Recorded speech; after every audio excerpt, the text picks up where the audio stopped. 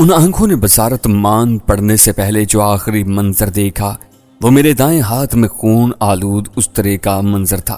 تھوڑی دیر بعد میں دوسرے کمرے میں نجو کو گہری نیند سے جگانے میں کامیاب ہو چکا تھا۔ وہ دوا کے زیر اثر تھی، اس لیے بیدار ہو کر بھی سوئی ہوئی لگتی تھی۔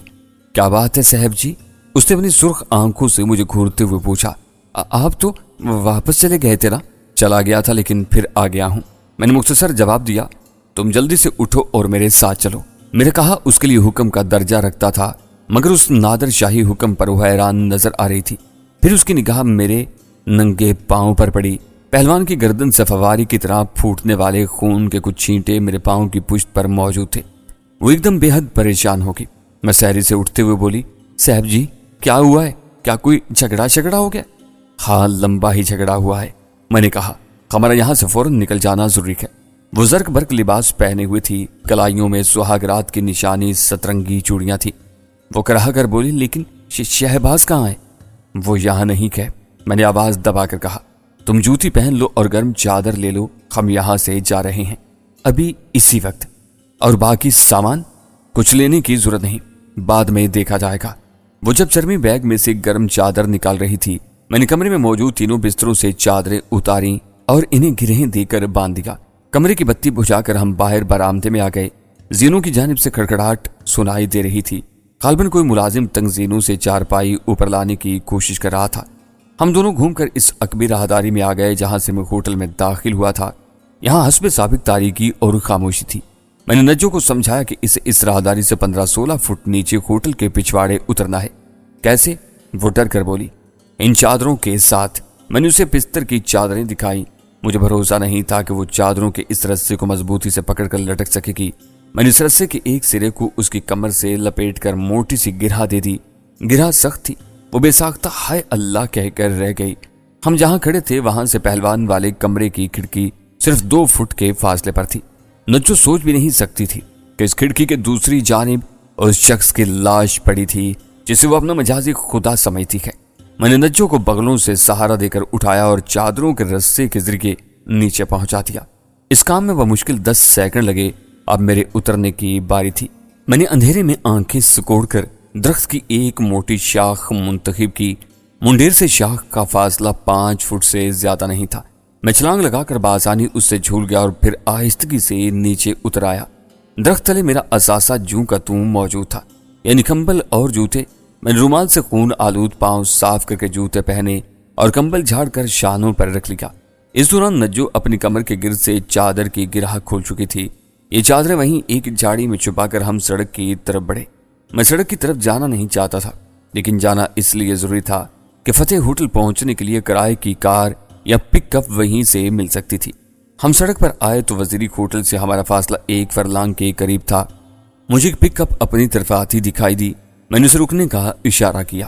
اس لمحے میری نظریں بائیں طرف ایک شخص پر پڑیں اور میں بری طرح چونک پڑا۔ کالی ٹوپی اور نسواری چادر میں رحمان زئی مجھ سے 10 قدم کے فاصلے پر کھڑا تھا۔ مجھے پہچان کر وہ تیزی سے میری طرف آیا۔ او خوچا، تم تو چلا گیا تھا۔ میں نے سنبھلتے ہوئے کہا، تمہارے سامنے ہوں، اس کا مطلب ہے پھر آ گیا ہوں۔ کیوں؟ کیا ہوا؟ وہ حیرانی سے بولا۔ اور یہ بی بی کو لے کر اس وقت کدھر جا رہا ہے؟ نجو نے چہرہ چھپا رکھا تھا لیکن رحمان زئی چادر سے اسے پہچان گیا تھا۔ اس کے پیٹ میں سخت تکلیف ہے، ڈاکٹر کے پاس لے جا رہا ہوں۔ الو کا پٹا شہباز پتہ نہیں کدھر چلا گیا ہے۔ ڈاکٹر؟ اس وقت کون سا ڈاکٹر ہوگا؟ وہ الجھے ہوئے لہجے میں بولا۔ اس کی آنکھوں میں شک کی دھندلاہٹ ہر گھڑی گہری ہوتی جا رہی تھی۔ میں نے جواب میں بتایا کہ میرا ایک دوست ہے، وہ اس وقت مل جائے گا۔ بھائی صاحب کدھر جاؤ گے؟ ایک کھردری آواز میرے پہلو سے ابری۔ اس پک اپ کا ڈرائیور تھا جسے میں نے ابھی ہاتھ دے کر روکا تھا۔ رحمان زئی کے سوالات سے بچنے کا یہ سنہری موقع تھا۔ میں نے نجو کو لیا اور جلدی سے پک اپ میں بیٹھ گیا۔ رحمان زئی سخت کی حالت میں کھڑا تھا۔ پک اپ جھٹکے سے آگے بڑھی تو میں نے بیک ویو آئینے میں دیکھا۔ رحمان زئی مڑا اور تیزی سے وزیری ہوٹل کی طرف بڑھتا چلا گیا۔ پک اپ کا ڈرائیور پنجابی نکلا۔ اس کا نام عنایت تھا۔ وہ پسرور نارووال سائڈ کا رہنے والا تھا۔ اپنی کسی نامعلوم مجبوری کے سبب وہ یہاں ڈرائیوری کر رہا تھا۔ پک اپ کا مالک مقامی شخص تھا۔ عنایت اسے 300 روپے دہاڑی دیتا تھا۔ یہ سواریوں والی پک اپ تھی۔ ایسی گاڑیوں میں پچھلی جانب کینوس کی چھت ڈال کر اندر لکڑی کی نشستیں رکھی جاتی ہیں۔ 8-10 سواریوں کی جگہ ہوتی، لیکن رش کے اوقات میں 15-20 افراد تک بٹھا لیے جاتے ہیں۔ فتح ہوٹل کے راستے میں عنایت سے میری گفتگو مسلسل ہوتی رہی۔ میں نے اسے کہا یار ایک کام تو کرو، ہمارا پشاور میں ایک مرگ ہو گئی ہے، ہمارا اسی وقت وہاں جانا ضروری ہے۔ تمہاری گاڑی کی حالت اچھی ہے، تم جتنے پیسے کہو میں دے دیتا ہوں، تم ہمیں صبح تک پشاور پہنچا دو۔ وہ بولا میں آپ کا خادم و بادشاہ ہو، پر اس وقت ہم نکل نہیں سکیں گے، اس ٹائم ٹل پارا چنار روڈ پر ٹریفک بالکل بند ہو جاتا ہے، 2-3 ہفتوں سے تو ٹرک وغیرہ بھی نہیں نکل رہے، ڈاکوں شاکوں کا چکر ہے۔ پارا چنار سے نکلتے ایک چیک پوسٹ ہے، وہاں ملیشیا یا لیوی والے روک لیں گے ہمیں، وہاں سے کسی طرح نکل بھی گئے تو اگلی چوکی پر پکڑے جائیں گے۔ کوئی چور راستہ نہیں ہے؟ میں نے پوچھا۔ راستے تو ہیں جی، پر اس ٹائم ہر طرف خطرہ ہی خطرہ ہے۔ پھر کیا ہو سکتا ہے؟ یہی ہو سکتا ہے کہ صبح پہلی بس پر نکل جائیں آپ۔ بس تو بہت دیر سے نکلتی ہے اور پھر چلتی بھی کھوتے کی رفتار سے ہے۔ تو پھر مجھے حکم کریں جی، میں آ جاؤں گا گاڑی لے کر منہ اندھیرے، اگر واپس بھی آنا ہے تو پٹرول کا خرچہ نکال کر جو دل میں آئے دے دیں۔ میں نے ایک لمحے کے لیے سوچا، پھر کہا ٹھیک ہے، اب ہمیں فتح ہوٹل اتار دو، صبح جتنی جلدی ہو سکے پہنچ جانا، ہم تیار ملیں گے، پیٹرول کا خرچہ نکال کر 800 روپے تمہیں مل جائیں گے، ٹھیک ہے؟ عنایت محمد کے چہرے پر چمک آ گئی۔ 2 طرفہ سفر کی یہ پیشکش اس کے لیے نعمت غیر مترقبہ تھی۔ وہ بولا بس جی ہم تو آپ کے غلام ہیں، ہم نے تو بس آپ پر چھوڑی ہے، جو مناسب سمجھیں وہ دے دینا۔ ہمیں فتح ہوٹل اتار کر عنایت محمد واپس چلا گیا۔ اب رات کے 11:30 بج چکے تھے۔ اتنی رات گئے وہ کمبخت رحمان زئی معلوم نہیں کیا کرنے شہباز کے پاس آیا تھا، اس کی وجہ سے سارا کھیل اپ سیٹ ہو گیا تھا۔ ظاہر تھا کہ پہلوان کا قتل اب راز نہیں رہے گا، اور صبح ہونے سے بہت پہلے پارا چنار میں میری اور نجو کی تلاش شروع ہو جائے گی۔ میں نجو کو لے کر اپنے کمرے میں پہنچا تو نبیلہ اور منا کے علاوہ زریں گل بھی وہیں موجود تھا۔ کمرے میں مونگ پھلی کے چھلکوں کا ڈھیر لگا تھا۔ لگتا تھا میری غیر حاضری میں زریں گل 2-2.5 کلو مونگ پھلی ٹکور چکا ہے۔ مونگ پھلی اور چلغوزے کا بیری تھا وہ۔ میرے ساتھ نجو کو دیکھ کر زریں گل کے علاوہ نبیلہ بھی حیران نظر آ رہی تھی۔ میں نے ان دونوں کی حیرانی کو نظر انداز کرتے ہوئے زریں گل سے پوچھا، میں نے تو تمہیں گھر جانے کو کہا تھا۔ گھر ہی تو جا رہا تھا، وہ اپنے مخصوص انداز میں بولا، لیکن پھر نے سوچا اب تو پہلوان کا پاس بیٹھا رہے گا، ادھر ہوٹل میں بیوی اور بچہ لوگ اکیلا ہوگا، زمانہ ٹھیک نہیں ہے بھائی صاحب۔ ہم نے وقت گزارنے کے لیے مونگ پھلی لیا اور ادھر آ گیا بی بی جی کے پاس، بہت باتیں بنایا ہم نے بی بی جی کے ساتھ، یہ دیکھیں بالکل پریچ نظر آتا ہے بی بی صاحبہ کا چہرہ۔ یہ زریں گل بڑی پہنچی ہوئی شے تھا، جتنا زمین کے اوپر تھا اس سے زیادہ نیچے تھا۔ میں اسے لے کر کمرے سے باہر آ گیا تو بغور میرا چہرہ دیکھتا رہا تھا۔ بالکونی میں پہنچتے ہی بولا، کیا ہوا بھائی صاحب، آپ بی بی کو کیوں لے آیا، اور وہ الف خان اور پہلوان کا بچہ؟ میں نے کہا یہ سب کچھ میں تمہیں بعد میں بتاؤں گا، فی الحال تم ایک کام کرو، ہمارا جلد از جلد یہاں سے نکل جانا ضروری ہے، اور بہتر ہے ہم بس کے بجائے پک اپ وین وغیرہ کے ذریعے نکلیں۔ میں نے ایک پک اپ والے سے کہا تو ہے، لیکن ہو سکتا ہے وہ نہ آ سکے، ہمارے لیے دوسرا انتظام ہونا چاہیے، تم کوئی بندوبست کر سکتے ہو؟ میری توقع کے مطابق زریں گل کا جواب خاں میں تھا۔ وہ بولا ہمارا بہنوئی پک اپ چلاتی ہے، اس کے چھوٹے بھائی کا بھی 2 گاڑی چلتی ہے، اگر آپ ضروری سمجھتی ہے ہم ابھی جاتی ہے اور اس سے بات کر لیتی ہے، لیکن صبح سے پہلے ہم یہاں سے نکل نہیں سکے گا۔ وجہ مجھے معلوم ہے، میں نے اس کی بات کاٹی، تم جاؤ اور ان سے بات کرو، میں نے جس شخص سے بات کی ہے وہ 4 بجے کا کہہ کر گیا ہے، اگر وہ 5 بجے تک نہیں آیا تو تم جا کر اپنے بہنوئی کو لے آنا، میں یہاں سے سیدھا پشاور جانا چاہتا ہوں۔ زریں گل نے اس بات میں سر ہلایا، اس کے ہونٹوں پر سوالات مچل رہے تھے، لیکن میرا موڈ دیکھ کر وہ چپ رہا اور کمبل لپیٹ کر باہر چلا گیا۔ نہ اس نے کچھ پوچھا تھا اور نہ میں نے بتایا تھا، لیکن میرے خیال میں وہ بہت کچھ سمجھ چکا تھا۔ زریں گل کی روانگی کے بعد میں نے سگریٹ سلگایا اور اطمینان سے ٹہلتا ہوا کمرے میں واپس پہنچ گیا۔ نبیلہ اور نجو کے لیے ممکن نہیں تھا کہ میرے چہرے سے کسی بھی ہیجان خیزی کا اندازہ لگا سکیں، اور حقیقت یہ تھی کہ یہ سب کچھ واقعی میرے لیے کوئی ایسا ہیجان خیز بھی نہیں تھا۔ موت کے آگے اور پیچھے بھاگتے ہوئے ایسے بہت سے مرحلوں سے گزر چکا تھا۔ میں چارپائی پر سوئے ہوئے مننے کے پاس بیٹھ کر میں آگے جھکا اور ٹھٹرے ہوئے ہاتھ انگیٹھی کی طرف پھیلا دیے۔ نجو اور نبیلہ دونوں خاموش اور مضطرب تھیں، وہ صورتحال جاننے کی خواہش مند تھیں، اور یہ خواہش بالکل فطری تھی۔ خاص طور پر نجو تو سراپا اس سوال بنی ہوئی تھی۔ میں اسے گہری نیند سے جگا کر یہاں لے آیا تھا، اسے نہ اپنے شوہر کا پتہ تھا اور نہ ہی یہ معلوم تھا کہ نصف شب کی یہ بھاگ دوڑ کا مقصد کیا ہے۔ وہ ابھی تک مکمل اندھیرے میں تھی اور مجھے اس پر ترس آ رہا تھا۔ کاش میں نے پہلے دن ہی اس پر ترس نہ کھایا ہوتا اور اسے بتا دیا ہوتا کہ جس شہباز کو وہ اپنا سب کچھ سمجھتی ہے وہ حقیقت میں کیا ہے۔ اب صورتحال اور گھمبیر ہو چکی تھی، شہباز راہ عدم ہو چکا تھا اور نجو بے خبر تھی اس کے کردار سے بھی اور اس کی موت سے بھی۔ اب اسے مزید بے خبر رکھنا مناسب نہیں تھا۔ میں نے سوچا اسے کچھ نہ کچھ بتا دینا چاہیے، کم از کم وہ حقیقت کا سامنا کرنے کے لیے تیار تو ہو جائے۔ میں نے سگریٹ کے چند طویل کش لیا اور دھیمے لہجے میں کہنا شروع کیا، نجو، میں تم سے ایک بہت اہم معاملے پر بات کرنا چاہتا ہوں۔ تم میں اتنی سمجھ بوجھ تو ہے کہ اس بات پر ٹھنڈے دل سے غور کر سکو اور جھوٹ سچ کا فرق جان سکو۔ نجو کی بڑی بڑی سیاہ آنکھیں پوری طرح کھل گئیں اور میرے چہرے پر جم گئیں۔ میں نے ان سحرکار آنکھوں میں جھانکتے ہوئے مدھم لہجے میں پوچھا، مجھ پر بھروسہ کرتی ہو نجو؟ وہ بولی، کیوں نہیں صاحب جی۔ ان 4 لفظوں میں اس نے اپنے جس بے پناہ اعتماد کا اظہار کر دیا تھا وہ کوئی دوسرا شاید ایک طویل تقریر میں بھی نہیں کر سکتا تھا۔ کسی نے سچ کہا ہے کہ مفہوم بولنے والے کے لفظوں سے نہیں لہجے سے ادا ہوتا ہے۔ میں نے کہا، نجو، تمہیں سن کر صدمہ تو ہوگا، لیکن آج میں تمہیں بتا دینا چاہتا ہوں کہ شہباز پہلوان وہ نہیں جو تم اسے سمجھتی ہو۔ کیا مطلب صاحب جی؟ اس نے اپنے خشک لبوں پر زبان پھیری۔ شہباز ایک دغا باز شخص ہے نجو، وہ پہلے روز سے تمہیں فریب دے رہا ہے۔ اس کا یہ فریب اگر تمہاری نظروں سے اوچل رہا ہے تو اس کی وجہ صرف میں ہوں۔ میں سب کچھ جان گیا تھا، اس کے باوجود میں نے تمہیں اندھیرے میں رکھا، اس امید پر کہ شاید وہ راہ راست پر آ جائے اور حالات ٹھیک ہو جائیں۔ وہ ہمنکوں کی طرح منہ پاڑے میری طرف دیکھ رہی تھی۔ کچھ یہی حال نبیلہ کا بھی تھا۔ وہ نجو کی کہانی سے پوری طرح آگاہ تھی اور یہی وجہ تھی کہ اس کی موجودگی میں نے نجو سے بات کرنا مناسب نہیں سمجھا تھا۔ میں نے پاؤندہ بستی سے بات شروع کی اور نجو کو بتایا کہ جھونپڑے سے پہلوان کے غائب ہو جانے کی اصل وجہ کیا تھی اور کیوں وہ نکاح خواہ ڈھونڈنے کے بہانے باگڑ کھیل کے چکر لگایا کرتا تھا۔ میں نے باگڑ کھیل میں اس کے معاشقے اور پھر شادی کا ذکر کیا۔ نجو سکتے کسی کیفیت میں سنتی رہی۔ اس کا چہرہ گواہ تھا کہ وہ میری زبان سے نکلے ہوئے ہر لفظ کو اہمیت دے رہی ہے۔ میں نے نجو کو سب کچھ صاف صاف بتا دیا کہ کس طرح میں پہلوان کا کھوج لگاتا رہا اور کس طرح چند روز پہلے پارا چنار کی مسجد میں پہلوان سے میری طویل ملاقات ہوئی۔ اس ملاقات میں پہلوان نے یاسمین کے بھاگ جانے کا رونا رو کر میری ہمدردی جیتنے کی کوشش کی تھی اور خانہ خدا میں بیٹھ کر یہ عہد کیا تھا کہ وہ اپنی غلطیوں کا ازالہ کرے گا۔ میں نے پہلوان کی یہ ساری فریب گوئی نجو کے سامنے بیان کرتی۔ آخر میں نے نجو کو الف خان کے بارے میں بتایا۔ 2 گھنٹے پہلے وزیری ہوٹل کے کمرے میں الف خان اور شہباز میں جو انکشاف انگیز گفتگو ہوئی تھی وہ میں نے حرف بحرف نجو کے سامنے بیان کرتی۔ نجو کی آنکھیں آنسوؤں کے بوجھ سے سرخ ہوتی جا رہی تھیں۔ آخر وہ پھوٹ پھوٹ کر رونے لگی، تاہم اس رونے سے بے چارگی یا صدمے کی بجائے نفرت اور قہر کے جذبات کا اظہار ہو رہا تھا۔ وہ اس شخص کی طرح رو رہی تھی جسے اس کے کسی دشمن نے دھوکے سے مارا ہو اور رات کی تاریکی میں اس کا سب کچھ لوٹ کر لے گیا ہو۔ روتے روتے اس نے اپنے گلے سے وہ چاندی کا لاکٹ نوچ کر پھینک دیا جو شہباز نے اسے نکاح کے بعد تحفہ دیا تھا۔ پھر وہ ہذیانی سے انداز میں چیخنے لگی، حرامزادے، کتے، مجھے پہلے ہی تجھ پر شک تھا، تو نے مجھے برباد کر دیا، کہیں منہ دکھانے کے قابل نہیں چھوڑا، میں تجھے کبھی معاف نہیں کروں گی، کبھی نہیں۔ اس نے اپنی کلائیاں زور زور سے مسحری کے بازو پر ماری اور کئی سترنگی چوڑیاں ٹوٹ کر انگیٹھی کے آس پاس بکھر گئیں۔ وہ بے دم ہو کر اوندے منہ چارپائی پر گری اور بلک بلک کر رونے لگی۔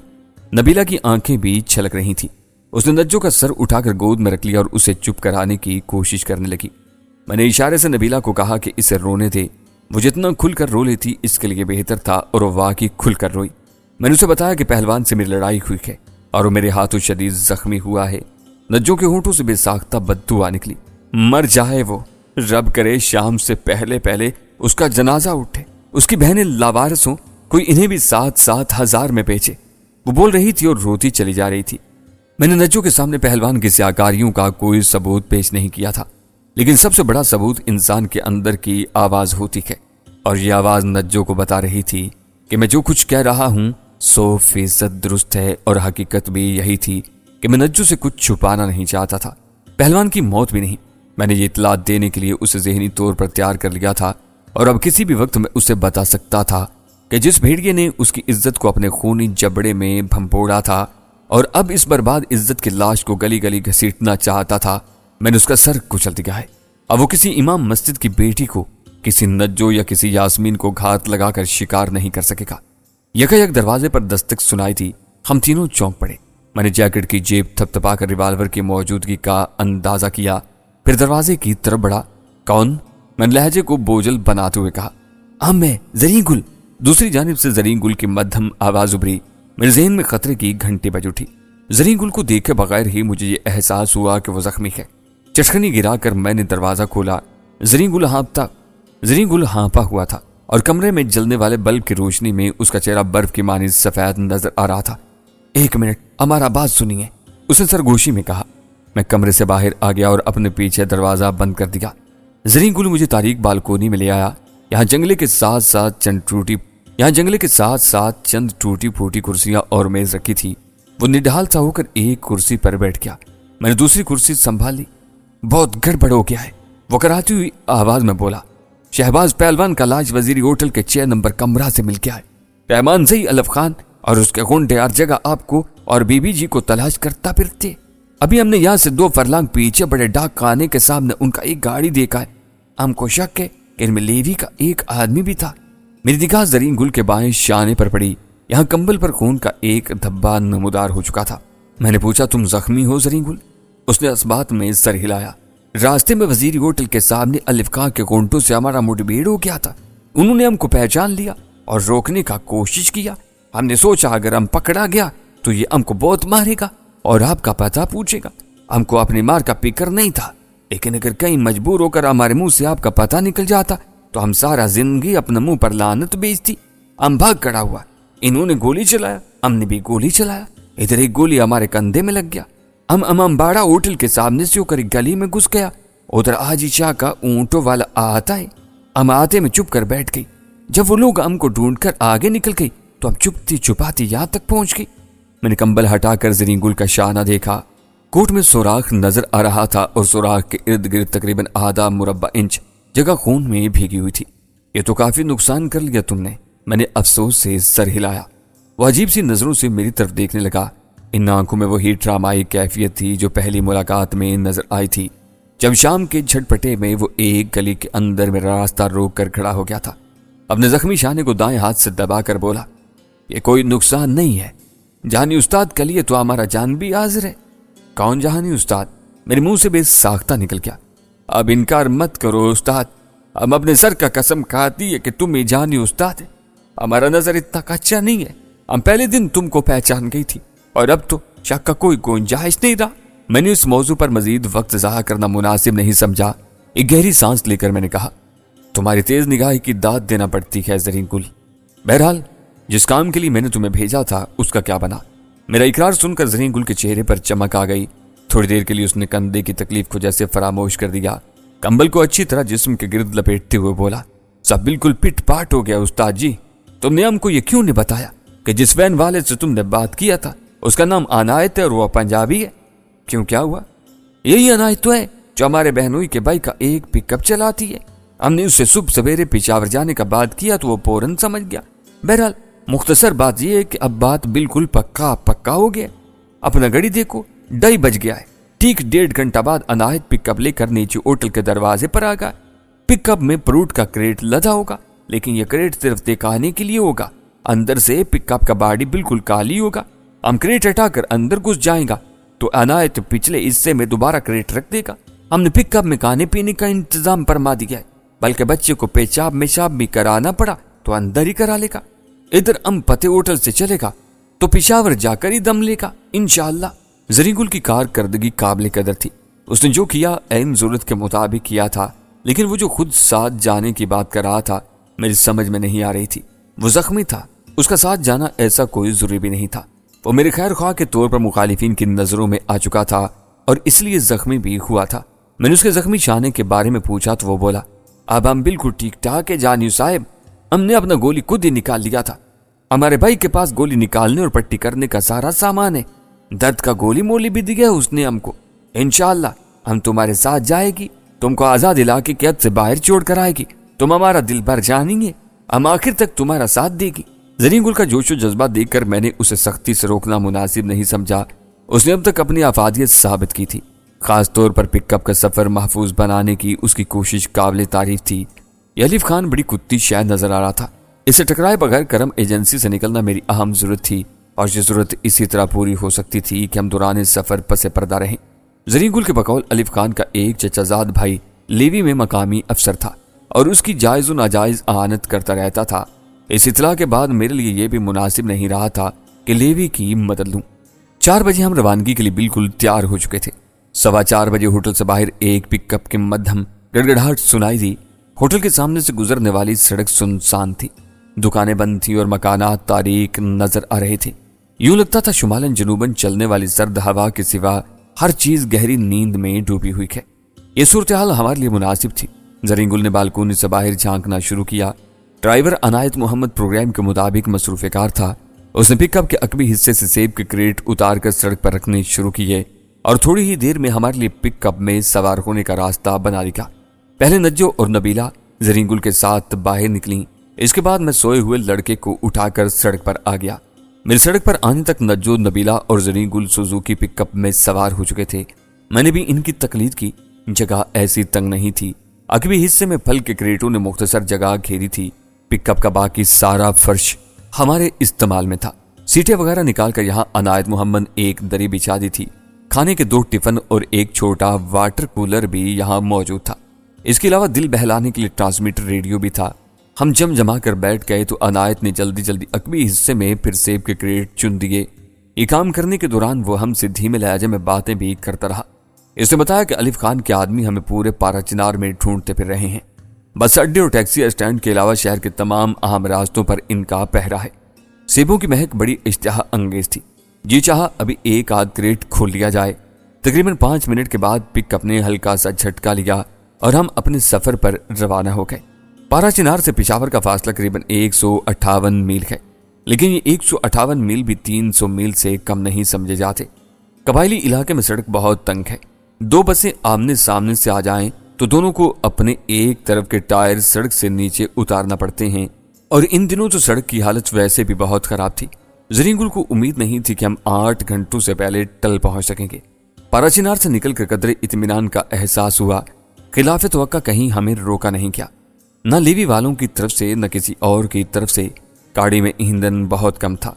10-15 मील सफर तय करने के बाद अनायत ने पेट्रोल पंप पर गाड़ी रोकी और यहीं से हमारी मुश्किलात का आगाज हुआ। यूं ही अनायत इंजन बंद करके गाड़ी से उतरा। कोई शख्स भारी भरकम आवाज में इससे बातें करने लगा। फिर किसी ने पिकअप के अकबी हिस्से में सेब के क्रेटों को खिला झुला कर देखा।